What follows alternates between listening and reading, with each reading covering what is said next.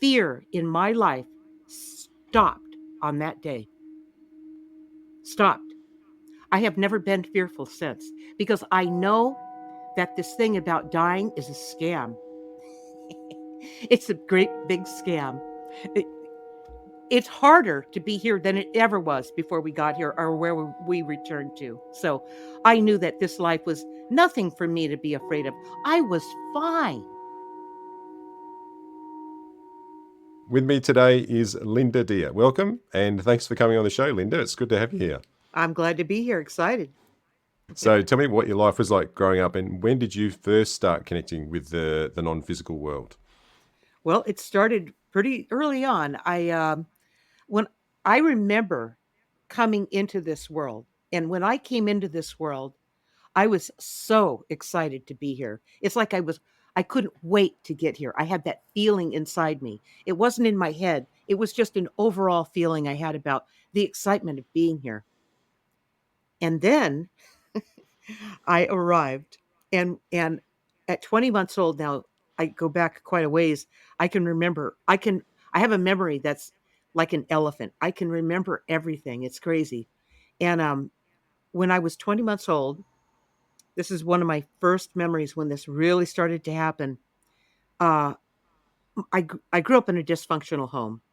My mother didn't want me. That's basically it. Uh, my dad, uh, my dad wanted me, but my mom didn't want any more kids. She wound up uh, later on in my life, in my mid 50s. I found out that my mom got pregnant before she met my dad, and my dad, you know, took her on, and then they went from the East Coast to the West Coast of the United States. I think they were on the run. In fact, I know they were. As I learned this later in when I was in my mid 50s, I had no idea about any of this until later in my life. And when both of my parents were dead, my mom was almost dead when I found out. So anyway, at that point, 20 months old, my mom would every day I'd wake up, my mom was the screaming would start and then the beatings would start. And my I was her target. Okay, I had a younger brother, older brother, and I just got I couldn't take it anymore. I was 20 months old. I had it. I was done with it. Okay, Mm. and so I ran away from home. I had to get out of there. I went looking for my dad because I figured that my dad would save me from her because my dad was nice to me, but my mom was not. So I was running down. I took off. I got on the expressway. Was running down the median of the expressway, and the Sacramento, California police officers stopped me and asked me where I was going. And I said, I'm going to find my daddy. There's something wrong with my mommy. So they put me in their squad car and said, show us where you live. I mean, I'd gotten that far. They figured I could find my way back. And I said, no, I'm not going back there. So they took me to the candy store and bribed me with candy. Works every time. 20 months old. All right. And I pointed out how to get back to my house.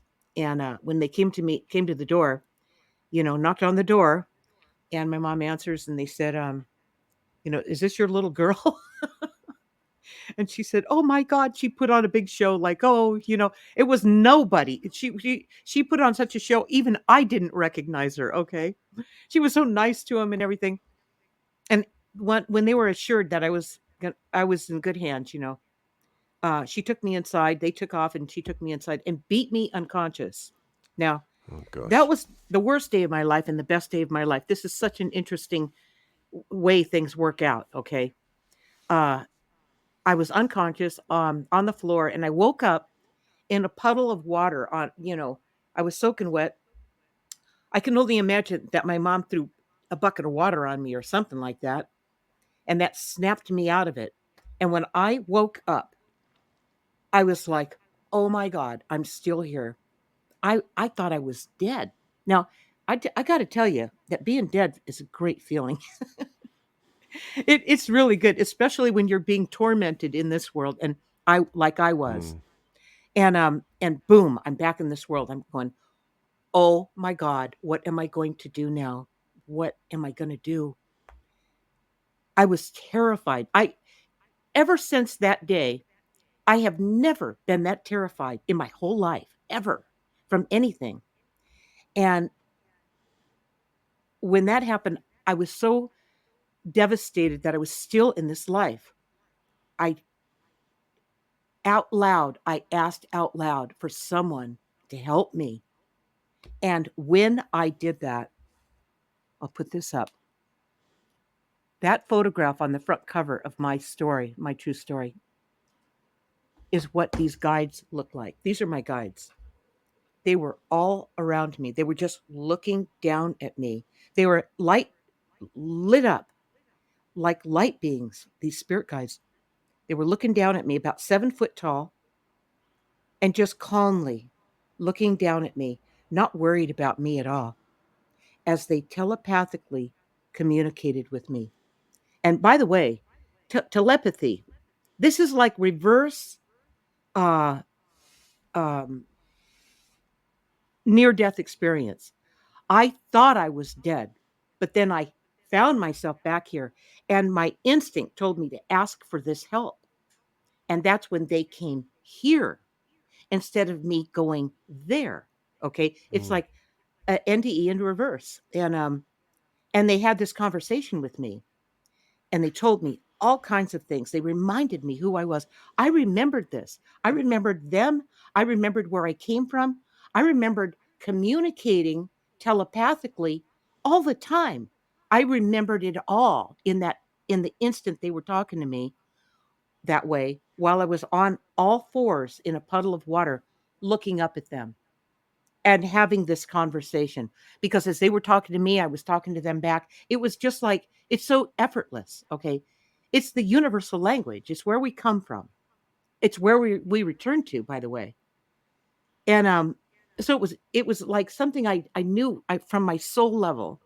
And they had this conversation with me about they said life will get better for you as you get older if you can make it through childhood.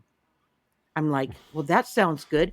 See, I blocked out this part where it says, if you can make it through childhood, because I mean, I was just getting started here. I'm going, oh my God, I really can't deal with that part of it yet. But I'll take on the part where my life will get better as I get older. Yes, and I just took on all the positive stuff that they were sharing with me, reminding me who I was, about what happened before I got here, the plans we made about my life.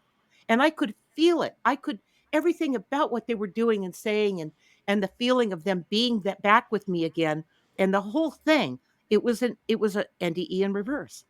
And so ever since that time, ever since that point, I have never, in the whole point to that encounter was I was no longer living in fear. Fear in my life stopped on that day. Stopped. I have never been fearful since, because I know that this thing about dying is a scam. It's a great big scam. It, it's harder to be here than it ever was before we got here, or where we returned to. So I knew that this life was nothing for me to be afraid of. I was fine. Okay. But I knew it. I didn't know it like you hear me talking about it.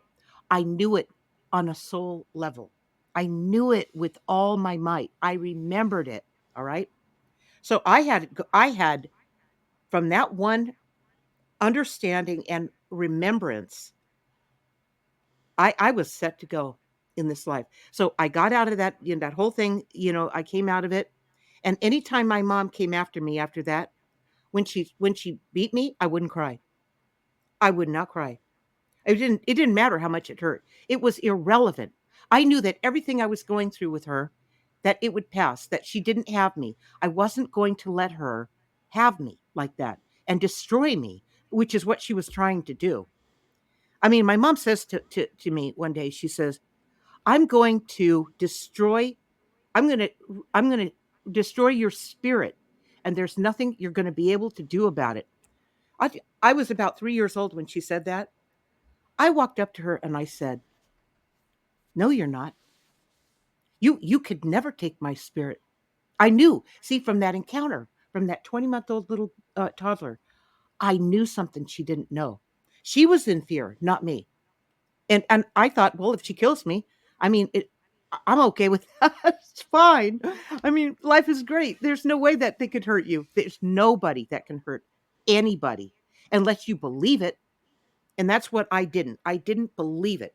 And I had the right attitude toward that. In fact, in the first chapter of my book Guided, uh they they they came through with the phrase where they said at that 20-month old encounter, they told me that the biggest tragedy of your times is that most people will die having lived fear-based lives.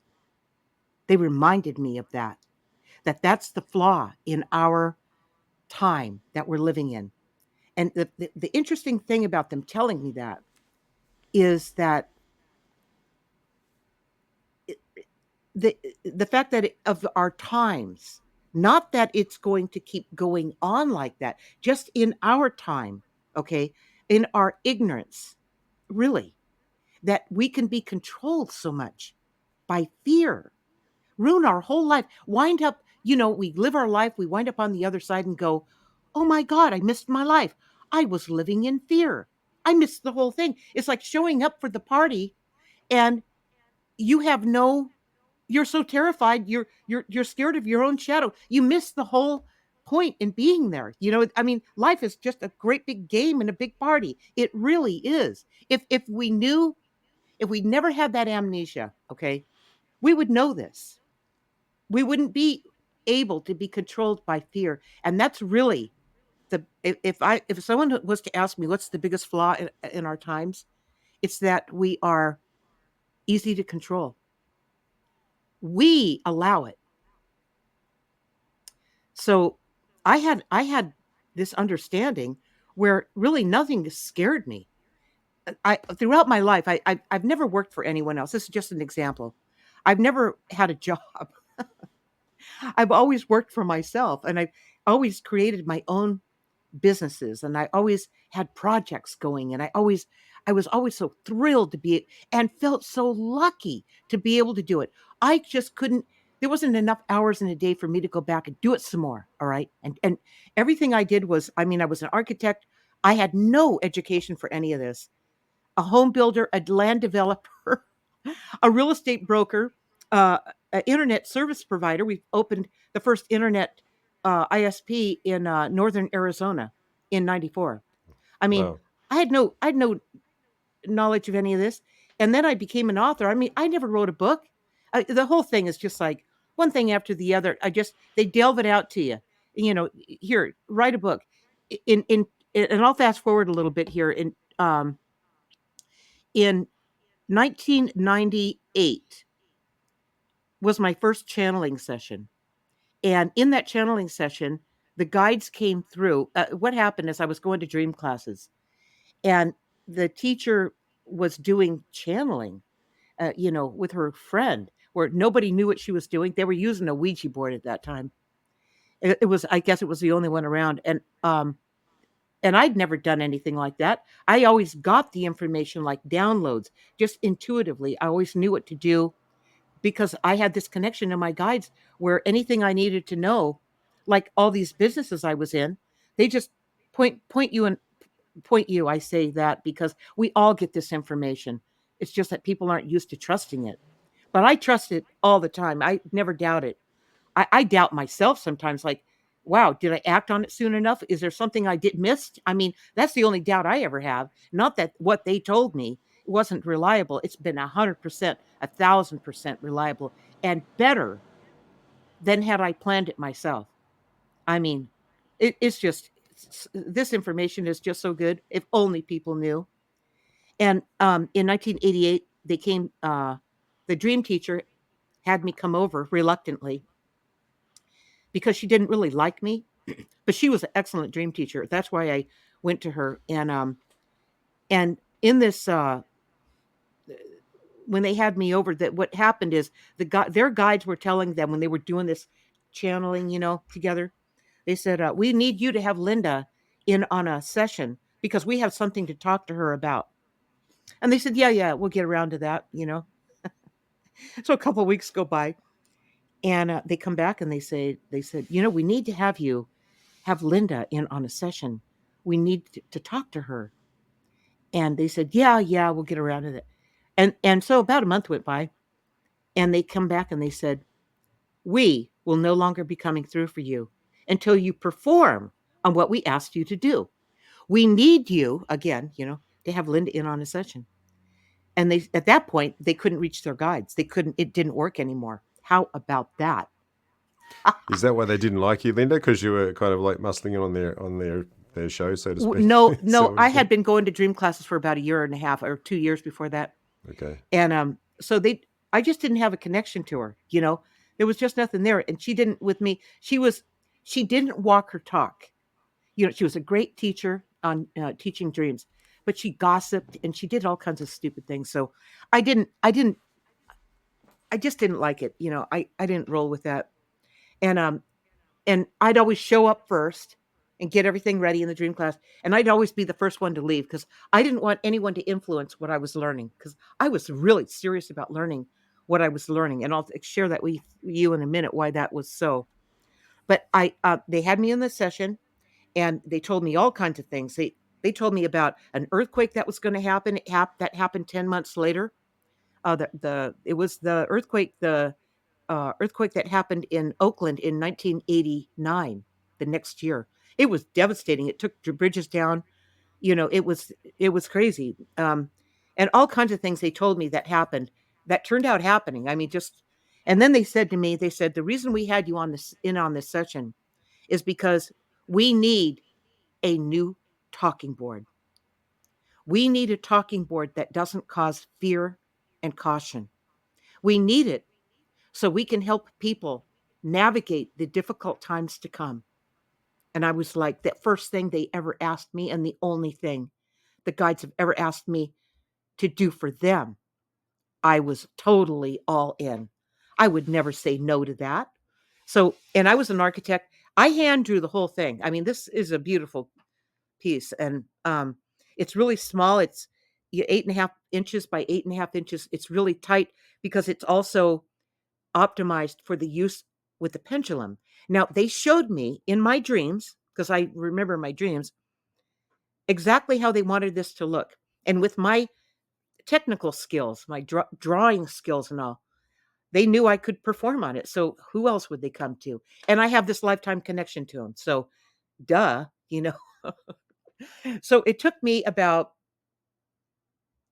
5 months to completely get it right from my dreams and get it all perfect like they wanted it and get it produced. I had it produced by August.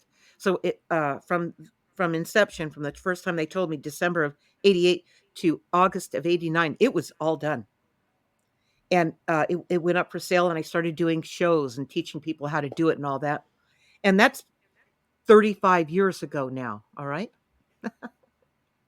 So this has a strong, you know, history and thousands upon thousands of people have used it, and I've done so many sessions with it with people, and in my own work where I teach people about other things, I bring the guides in and they communicate with them and all kinds of stuff. So, um, but going back to the dreams, okay, in my life, I had this dream that followed me for 35 years from the first my first memory coming into this life until I was 35 years old when I started taking dream classes.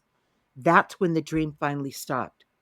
I had the same dream every night and sometimes multiple times per night for the first 35 years of my life. I couldn't make it, I couldn't change it, I couldn't stop it.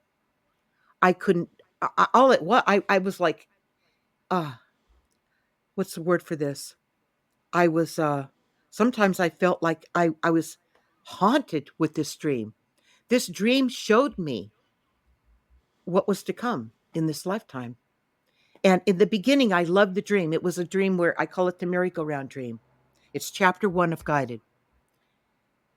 And in this dream, they showed me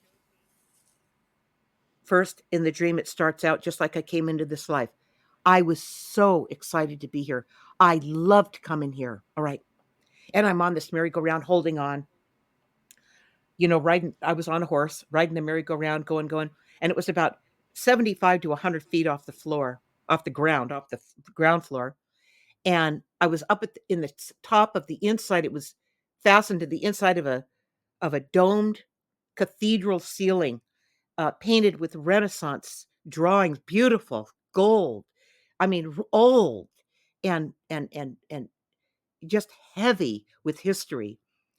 And I loved it. I was on this merry-go-round, and with everyone I knew in the whole wide world was on this merry-go-round with me as we're riding it. All right.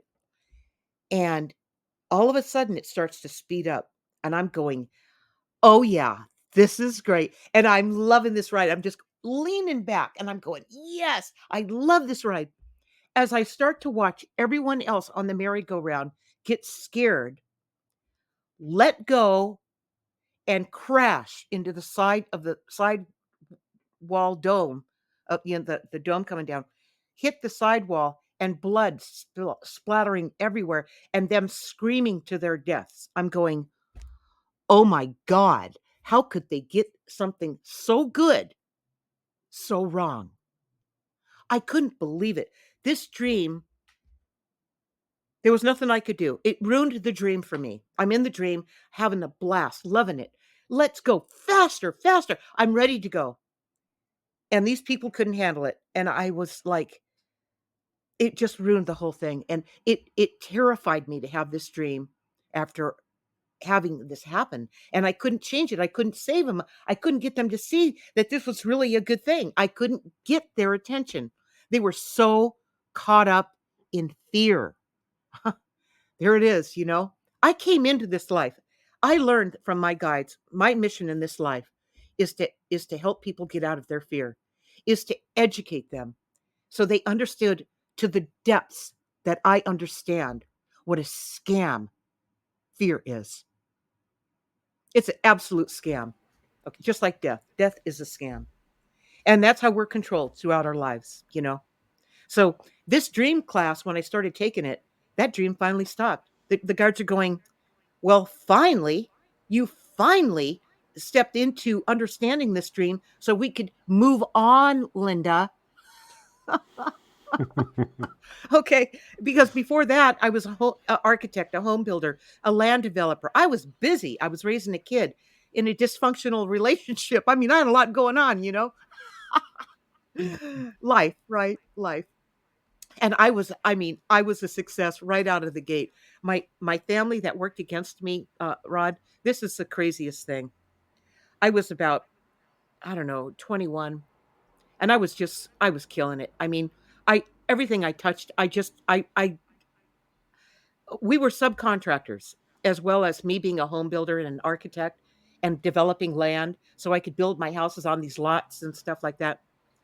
And I never even thought twice about not being able to perform on it. I was just so grateful that I got to do all these things. Oh my God, I was the luckiest person on this planet. And other people would go, "Well, you work too hard." Work? This isn't work. This is fun. I'm having fun. Okay. Again, people just take this all wrong. They're getting this life wrong. All right. And I mean, I was so busy. I was so busy. And everything we were doing, we were just making a lot of money, and it wasn't the money why I did it. I never did it for the. In fact, I developed subdivision. I developed a subdivision where all the houses I had, like, I don't know, what was it, 3 models, and I just blew these houses out. They were not creative. I mean, I did design the 3 houses, but repeatedly building the same house and the same plan over again just bored me. Yeah, I made money, but I learned then that money wasn't my thing. It was the ability to express myself, to design something and actually see it come to life. That turned me on. That's what I've always been about, is creating something, watching something become something. Okay, and even in my work today, watching people, when I help people, I train them, I coach them. When I work with them, watch them get it. Blows my mind. I love that. Okay. That's my thing. I love to see things happen. I love to see people get it, that aha moment, you know? So for me, once I got through my 20s and went through all that success, I was actually in my late 20s, 27, 28, got divorced, you know, that marriage, it didn't work out. And then there was a real estate crash coming that guides warned me when I was 25. They said, sell everything, get out of all your rental properties, build out your project, sell them, get rid of them, sell every piece of real estate you have. And because there's going to be a crash, a real estate crash, a devastating real estate crash. I'm like, well, that sounds great. I mean, the market was white hot and I was killing it, you know? And I thought, well, this is a real bummer. I stop, but I knew better than to not listen to them. So I said, got it. I started selling off all my stuff, but people were watching me. I mean, they were watching me. I was a woman in the real estate business in the mid 70s. That women weren't in the real estate business. They were secretaries. They were real estate agents. You know, they weren't builders and they didn't do the things I did. But I never thought about it. But they I knew this crash was coming and people were watching me. They always watched what I was doing because I was an anomaly to begin with. And yeah, and I was the age of their kids in many cases. My competition, you know. But I never looked at them as competition. I looked at them like, you know, they're just people like me. I didn't think about it like that. I didn't have my ego in it. Let's put it that way. I got to do the coolest thing ever. I felt so grateful. I was having a blast. And they said, Linda, why are you? I went to this you know, builders convention, which I never went to before. It was the only one I ever went to. And they said, Linda, why are you, what are you rolling out next? What's next, Linda? And I said, nothing. I said, I'm selling everything. And they said, what? He said, why? I said, there's going to be a real estate crash. And they said, they laughed at me, you know, great big giant guys with cigars, you know, puff on the cigar and blow it in my face and go, yeah, right, Linda. I mean, they laughed at me. They knew that I knew what I was doing and I was a force to be, you know, reckoned with. But they had construction companies that built 5,000 unit apartment buildings. And I mean, I was not that size. I was good. I was doing darn good, but I was nothing like that, you know. And so they thought I was a joke, you know. They didn't take me serious. They thought I was making it up. And in fact, they said to me, they said, "Well, you know, Linda, if there's a real estate crash, it's because you caused it." And I said, I said to them, I was so shocked by that. I said, "Thank you." I think I said, You mean me? I'm that powerful where I can single handedly cause the real estate market to crash? Thank you. That's a ridiculous thing to say, right? So I don't know. It was about 6 months later, the real estate market crashed. And I mean, it crashed. I got out 3 months before it happened. I was completely sold out of everything, like my guides told me to do. Okay. They only had to tell me this once, by the way. They didn't have to keep telling me, Linda, did you hear us? Are you going to do this? Come on, Linda. They didn't have to coax me. I knew. I knew the reason I even got into it, the businesses, was because of them, was because of my guides. 19 years old, my guides come to me. We bought our first house when we were 19 years old because we did the sweat equity. We framed it and I painted it by myself at 19 years old for our sweat equity for our down payment because we didn't have the money, you know. And then we did that house, and when we were done, we moved in. My guides come through and they tell me, they said, Linda, your marriage isn't going to work out. You need to find your own way. And I said, I had about a 15-minute oh my God, a tear or two. Because what's the point in arguing with it? What's the point in resisting it? What's the point in putting it off even for a second? I said, okay, got it. I mean, my whole life, this has been my MO with my guides. I know what to do. They always let me know. They give me advanced insight, warning, get ready. And as soon as they did that, I said to my husband at the time, I said, I want to meet the architect that draws the homes for the builder that you work for. He goes, why? I said, because I want to learn how to do this. And because before that, I was drawing houses on napkins and, looking at them and wondering what they would look like, you know, wishful thinking, but never felt like wishful thinking to me, Rod. Never. I knew I could do it. Okay. I just had this belief in myself. This is another thing about not living a fear based life. When you don't live a fear based life, what's left? What other option is there? The other option is you know who you are and you believe in yourself and you perform on it because you're not afraid. See, I can't teach someone how to do that. I can only show them where they've been living in fear, bring attention to it so they can see it, not me, so they can see it. And when they see it and they start, I've got a journal. I wrote this journal. It's the companion journal to guided called My Guided Journey. And in it, and here's where I take people first, part 3. I tell them to start writing in the part 3 of the journal. This is the journal entry page. This is the same system I used to get through that abusive, dysfunctional childhood. At 7 years old, I started journal writing because this family that I was born into and the guidance I got was couldn't be farther apart.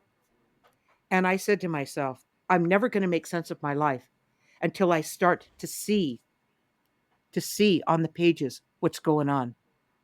So I started writing in my journal. And as I'm writing in my journal, you've heard of automatic writing, right? Mm-hmm. Yep. This is based on the principles of dowsing. Automatic writing is based on the principles of dowsing. It's all based in dowsing, on that same principle. I started writing in my journal. Nobody ever saw what I wrote. Nobody ever knew I was doing it. Nobody ever knew I had the guidance that I had my spirit guides on by my side all the time. I never let anybody know. No one ever knew. When I wrote guided, they were all shocked. I finally let the, you know, let it out. I finally and people that knew me for years said, "Linda, I never knew you." I go, "I know. I know that. I didn't need you to know me. I knew me and my guides know me." All right. So I created this journal and I teach people. It actually it's self-taught. I mean, I put a video at the top of one of these pages where people can learn how to do this. And it's free. I This isn't free. This is $10 on my website, but on the download. But the journal writing page, the one that I was just showing you, where people start. This is the same system that got me through a childhood that I almost didn't make it through. I almost didn't make it. And this got me through. It was this conversation I was having with my guides as I was writing out what perplexed me, what I thought was happening, what I didn't understand. They would come through as I'm writing, and they would come through, and there's that information download coming through. And I would have the answer. And I would have the answer. I would understand it. I would learn more about myself. I'd know myself better. It was like peeling an onion where I couldn't get enough of it. I did it every day. All right. When something happened in the family that I had no control over, but I needed to understand what it was. Otherwise, Rod, in most cases, in a situation like what I was in, where my mom was trying to destroy me, and that's not a joke. And nobody in that family ever confronted her. You know why? They didn't want to be next. That's why. Mm. So hey, take it out on her. Don't come near me. No, no, go kill her if you want to, but we're not getting involved. All right. That's the family I grew up in. So I really did have to figure it out. It not only saved my life, this journal writing and this connection to my guides, but it made me into the person I am. It gave me the advantage like I never ever when I came out of that family, I I still take a breath, man. I'm when I came out of that family, this is a trip. At 16 years old, I got pregnant on purpose. I mean, I calculate. Everything in my life is calculated. I figure it out. I think it through, and then I move on it, okay? And I'm not afraid. Again, I'm not afraid. If I was any a regular kid that never got faced with what happened to me at 20 months old and realized that fear is a scam, I probably wouldn't have done that. But I said, "Hey, I got to get out of here. This is killing me. This is horrible living here." And I got pregnant on purpose. I knew they'd cut me loose. I was the shame. I was a shame on the family now. Ooh, look what I did. Ooh, I was good with it. I was fine. I knew I'd be fine. I had my guides by my side. How could I lose? And I married my high school boyfriend. We went off on our own, and my mom would not give me any money, no money. I was pregnant. I was hungry. I almost lost all my teeth because of my severe malnutrition from being pregnant and not having the right nutrition. But she still wouldn't give me. One time, my dad handed me $20, and she grabbed it back from him. She goes, "No, I Mm. want you to suffer." Gosh. Yeah, my mom was cruel, and I almost lost all my teeth, but I didn't. Anyway, things work out, and within 3 years, I started working under this architect. He took me under his wing. I was his apprentice. I was learning the old fashioned way. And when I started building these houses, I was drawing. He walked me right through it. He was the best. Dave Williams was his name. He was the greatest guy, wonderful man. Took me under his wing, and I learned how to do this. And I started building one house. Then I built three houses, then five. Then I just was going and going. My family, my mother stood back and she goes, family comes first. I said, really? She goes, yeah, family comes first. You need to take care of your family because I was making money, right? I mean, I was Mm. making. She goes, you made more money in 1 year than your dad made in five, and like I was supposed to be ashamed of myself. Wait, unless I help the family, okay, give them money and give them everything. I said, family comes first. When did that start? I mean, at 16 years old, I get pregnant on purpose. I get out of that family. They finally let me go. And I had a problem. My problem throughout my childhood is that I couldn't quit wetting the bed. My mom says to me, she goes, "Have you told him?" Well, it was all arranged for us to get married. She goes, "Have you told him about your problem?" And out of my mouth, I didn't even know, I didn't even think about it. I said, "I don't have that problem anymore." I don't even know why I said it. About a week later, I was out of the house. We got married. The first night out of the house, I didn't even worry about it. And I would have normally been terrified. What am I going to tell him? I wet the bed. What's wrong with me? I never even thought about it. That first night out of the house, it never happened again. Now, I did everything. I set the alarm hour after hour after hour as a kid. So I'd catch myself, go to the bathroom, and come back so I didn't wet the bed. I'd still do it. Now, when I was older, like when I was taking dream classes, bumped into why that happens. Wetting the bed represents fear of the dominant parent. Now, fear, okay? I wouldn't say I was fearful of her. I was tormented by her. So that saying, fear of the dominant parent, in my case, it was constantly being tormented by her. I literally couldn't take it anymore. I couldn't take it another day. I had to do anything to get out of there. So from the time I'm 20 months old, I'm trying to run away. My mom and dad would watch me walk through the living room at night while they're watching Johnny Carson, back in the day. And us kids would be asleep. And they'd catch me walking through the living room right out the front door. And they'd say, "Hey, where are you going? Get back in here." And I'd keep walking. I was sleepwalking and running away. That's intense. I couldn't wait to get out of there. And when I did, and I became a success, they did not raise me that way. They raised me to be a failure, not a success. They were the word for it is they were insulted by my success. You ever see that movie, The $1 Million Baby by Clint Eastwood? Hmm. Yep. That was me. That was my family. It took all my might to get out of there. But after I got out and I could breathe, when I got out at 16 and that I no longer had that problem anymore, my body literally went into a metamorphosis. You know the movie The Hulk, where the guy he gets big and his body gets Hmm. real big and he starts to split open. That's exactly how I felt. I felt exactly like that. My body went through a complete transformation.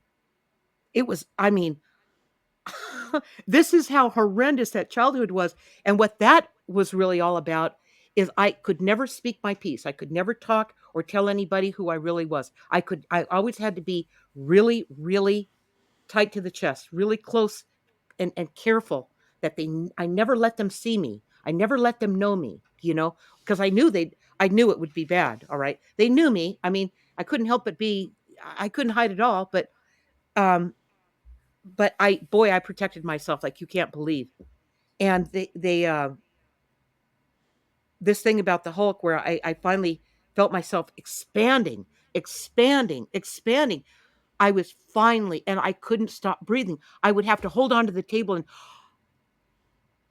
and breathe like the biggest breaths, like anxiety attacks. Like finally, I could breathe. I could be who I was. It was like I can't even describe this, man. This was trauma, like beyond the beyond, but good trauma. It was finally, I was free from them. Is this the craziest thing?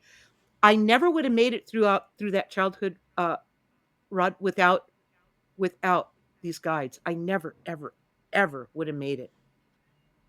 That's how I know I have this connection where I know things. I mean, when I know something, I flat out know it. I never doubt myself. Never. And so people that do this, they go into this doubt. I know the core of what resides in them. I know what's causing it. I know what's pushing them down. I know what's hurt them from the past. That's why I wrote this companion journal. This is a critical. This wasn't something that you do just, oh, I wrote a book. No, no. This is serious, serious stuff. I have whole families that at night, instead of reading bedtime stories, nonsense, really. I mean, I guess some of it's good, but they write in their journal about what happened in their day, what was unusual and out of the ordinary that day. They all use their journal as a family or thing they do instead of reading bedtime stories. And then they share with each other what they wrote, and then they talk to each other about how that made them feel. And out of that feel, when you answer how what you wrote down, how it made you feel, out of that comes a realization. You know something you didn't know before. And when you make that connection, the action that you take from what you learned about yourself is instant, and it's like a no-brainer. It's obvious to you what you're going to do. You have information that you never could have figured out on your own. had you not taken these 4 steps. And it works every single time. So my work, it comes back down to that merry-go-round dream, Rod, where I saw something in this life when I'm hanging onto that single-handedly riding that horse, that merry-go-round, excited to be here, and I'm watching everybody else miss it. This is it. This is it. This is it. And I have to help them see this. I have to help them see through what has caged them and made them small, because it's all a scam. What caused them to do that? What caused them to shrink and become so small and fearful? It's all a scam. So, how do you feel about doing a practical example for us, Linda? So, I'm fascinated. Okay. You want the guides to talk with you? Yeah, yeah. So, well, tell All us right. tell us firstly about what your talking board is there, how it works, and then Yeah. and then I'll ask you something for myself. I'll be selfish. I'll make it for Okay. myself. Well, the guides, I'm just going to just this is about breathing. Okay. So most people don't breathe. They breathe in a shallow way. Even I do that when I'm concentrating on something. I notice I'm breathing shallow because I'm really concentrating on something, right? We all do that. But when you're sitting with your guides, you just breathe like I did when I was 16. I got out of that messed up family, all right? And I breathed so hard. I had to hold onto the table to breathe, all right? But this is about breathing to catch that yawn. When you catch that yawn, oh, I just caught that yawn. Now, that was a light yawn, wasn't a deep yawn, but it was enough to release the stress in your upper body. All right. That's the first thing you do. So then the guides don't have to work so hard to get through that block, of your whatever's in your head. You release all the stuff from the day. All right. And then you just, and I'm so used to using this quickly. I'll bring out the pendulum. This pendulum is something that I created that goes with the talking. It's not included with the talking board, but it's a part of it. And I mean, as soon as I touch it, it just goes absolutely crazy. I mean, it's outside of the parameter of the talking board, but I'll talk to the guides and just say, please stop. Just go to the center and just wait for my command. And this is a command. This is like um, you access your guides on command using this talking board. Okay, so they're really excited to be here. That's why they moved so fast. And I asked them to go to the center, and they did. Now I could use this and have them talk to you with the pendulum, but in my case, this moves too slow for me. Okay, but this is a good way to start when you begin. This is based on the principles of dowsing. Okay, so I'm just going to do that. I'm just going to let them talk to you and just open this with what they want to tell you and your audience right now. Okay, and this Okay. is the energy coming through, and this is how it works for me. Okay, we are with you all, always. Be, let me push this back. This really flies, man. Be aware of your thoughts, because that's us. Okay, let me explain this. When you think something, you go, oh, I just had this great idea. Or, oh, something just came through that, uh, could it be true? Could that really be true? Like something that wasn't so pleasant. All right. They tell you everything. They don't hold back. They don't come through and just tell you everything that's nice. They tell you the truth. And they tell you exactly when you need to know whatever it is they're talking to you about that you need to know. A lot of people shut down this guidance because they're not hearing what they want to hear. That's why.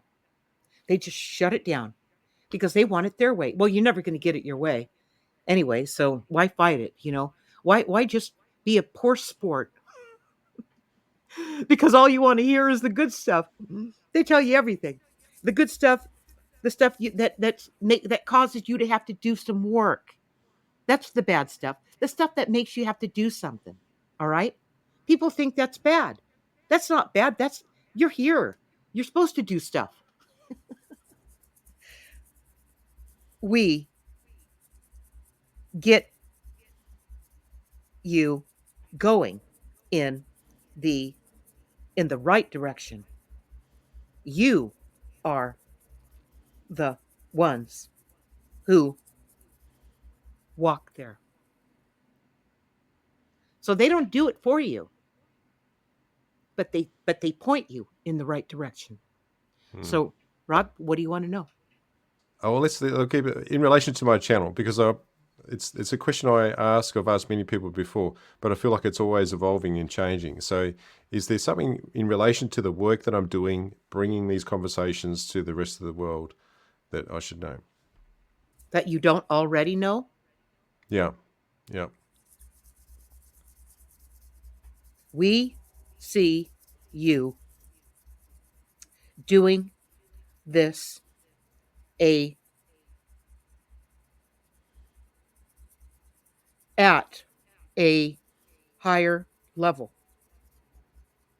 almost like different. Yes. Okay. Let me explain. And this is what I always go through because I got what they said, and not just here, but Mm, I got it. Okay, like I'm them. In fact, they tell me I'm them and they're me. It's like the same thing. All right. So, uh, what they were what I all what I thought they were going to say because of what I was feeling from that is you're going to change what you're doing. That's how different what you're doing now is going to be going forward. Yes, you will be making major changes to your work. A necessary one when things become more difficult. Okay, mm, difficult for who? Who are you talking about? The the world. Be a time that will need more more direction at critical moments. You will be a hand in that. You asked. You see, another thing about this work, when you ask, especially if you're working with me, because I don't hold back. The guides always tell me they go, if I'm doing a live event or something like that, they go, now Linda, don't hold back, because what they're going to talk to them about, Rod, is real. It's not good or bad or scary or wonderful. It's everything. It's what people need to know right now, right? I mean, what's the point in playing games with each other? There's no point in it. And so you're going to be getting. I'm going to say that what you're doing is going to get more. Uh, here's what's coming through. Okay, see, I don't even need to use this. It's just coming right through hmm me. What you're going to be doing is you're going to step out in front before everyone else starts doing what you're doing. You're going to take a bold step out front where they're all thinking about it. The heavy hitters, the people who've been doing it for a long time.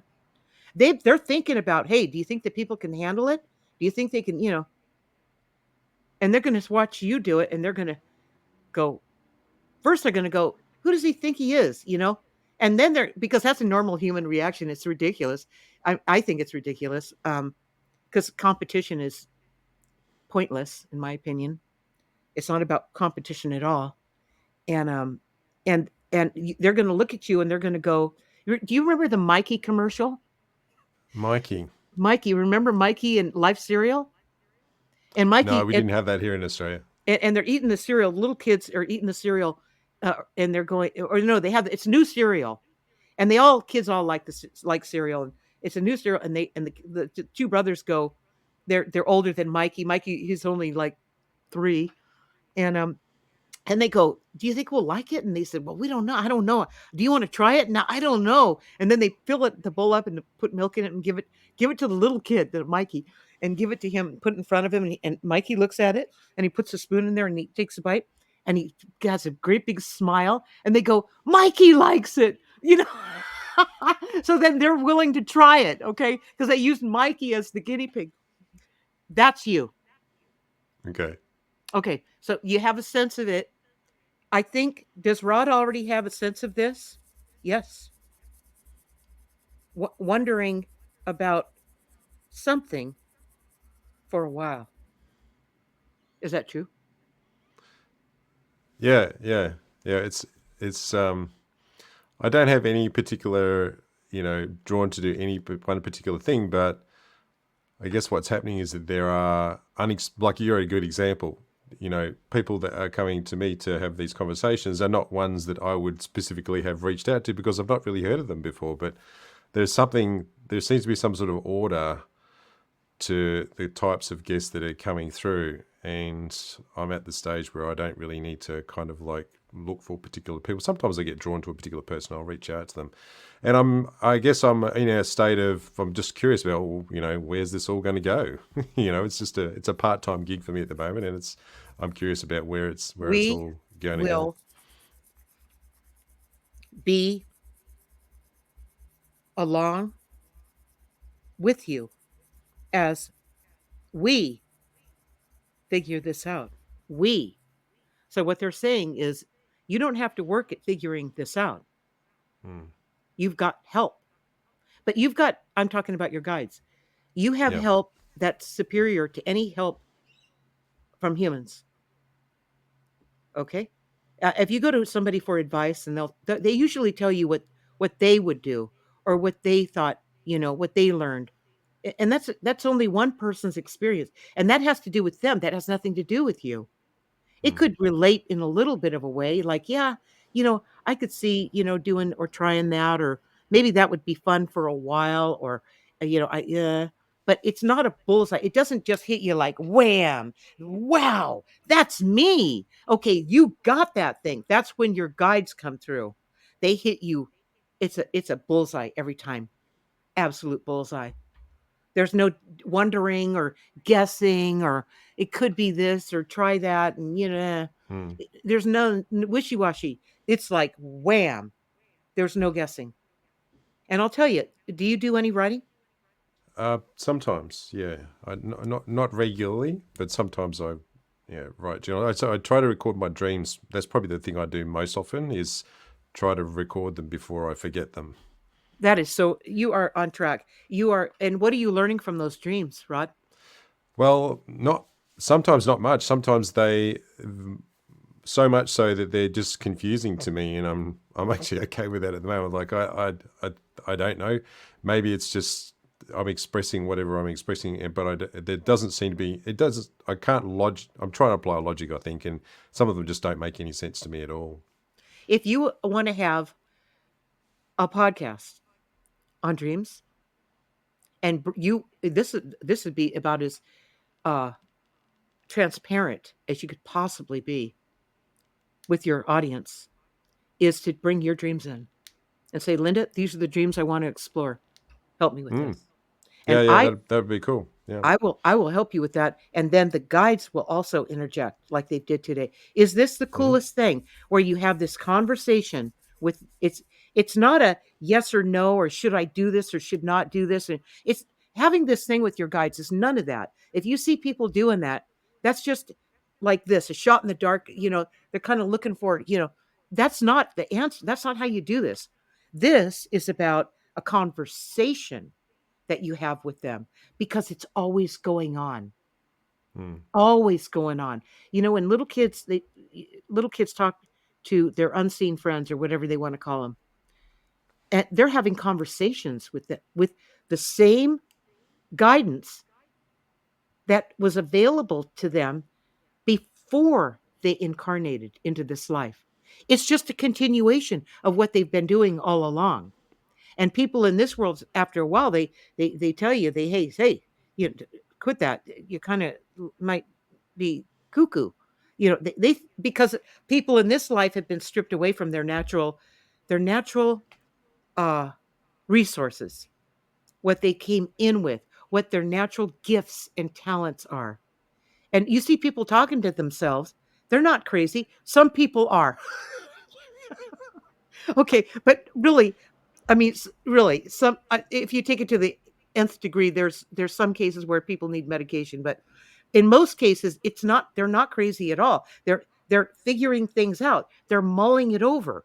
They're working it out, and that's why I say if you write, that's the same process as having a conversation, because that's what's going on when you write. You are Mm, having a conversation in your dream. You're always in connection with something else. It's a movie. That's playing out. It's a conversation. It's a real life experience that's going on to help you understand your life, heal your life.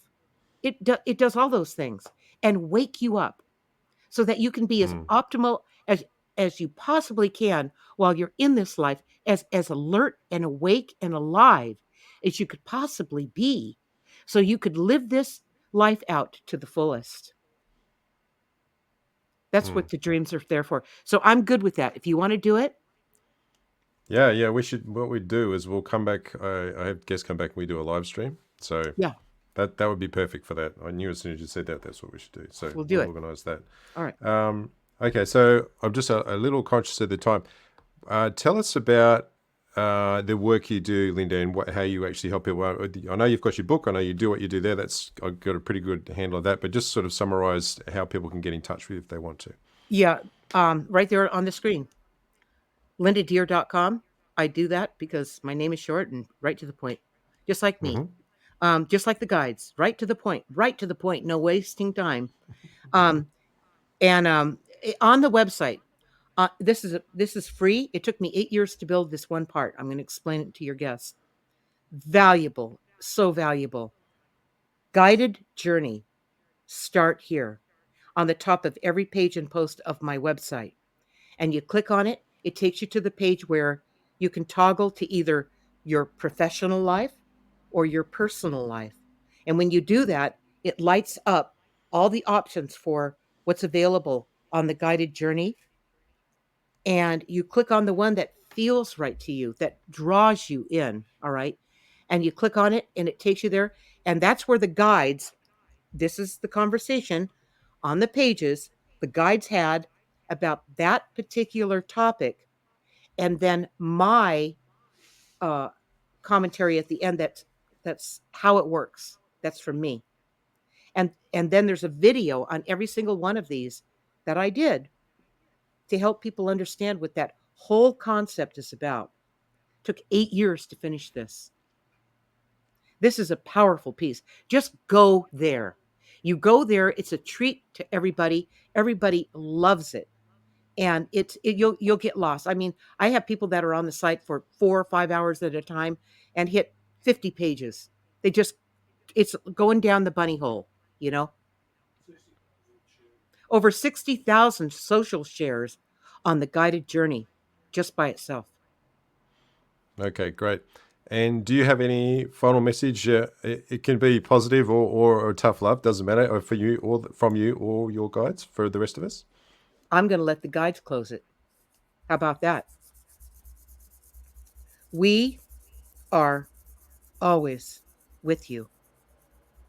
You are here to live a full life, not a compromised one.